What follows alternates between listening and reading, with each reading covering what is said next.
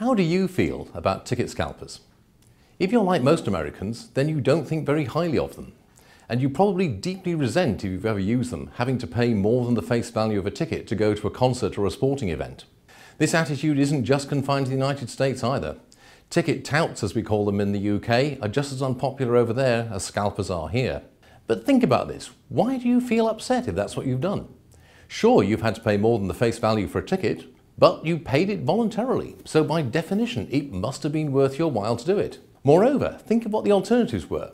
One would have been to stand in line for a tremendously long period of time, and your time is valuable.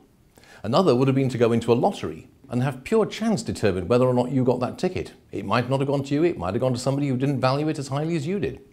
The point is that with things like sporting events and concerts, there's a fundamentally fixed supply of seats and there's a very high demand for them.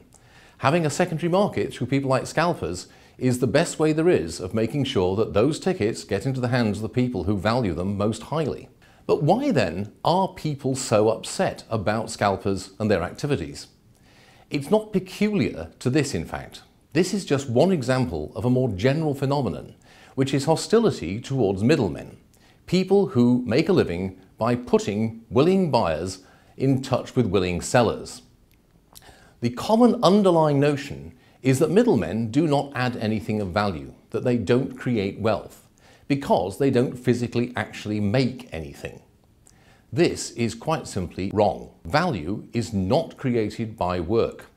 You could work all day making some kind of good, but if nobody wants to buy it, it's worthless. Value is not created by work, it's created by trade and exchange. The way you discover how much something is worth is by finding out what other people are prepared to give up in exchange for it. If one person owns something and somebody else values it more highly than they do, then if you as a middleman put each of them in touch with the other, then both parties are better off. By definition, economic well-being has been increased. Middlemen play a vital role in the functioning of a market economy. Sometimes this role has been literally vital. Most people think that there's something deeply wrong about buying food in areas where the price is low and then selling it at a profit in areas where the price is high because of a food shortage or a harvest failure. In France in the 18th century, there were laws to stop this.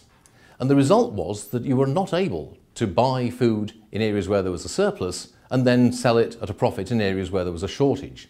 The consequence was that in France there were repeated famines in which many people quite literally starved to death.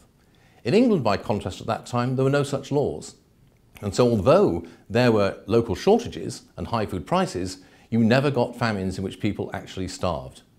So the point to take from all this is this. Scalpers, like any other kind of middlemen, are playing an important function in the market economy. A market economy cannot work without middlemen.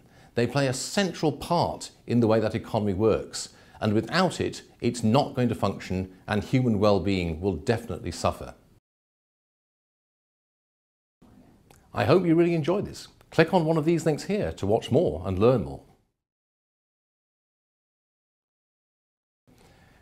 If you want to do more and more than watch videos, then click on these links here to find out about more student opportunities.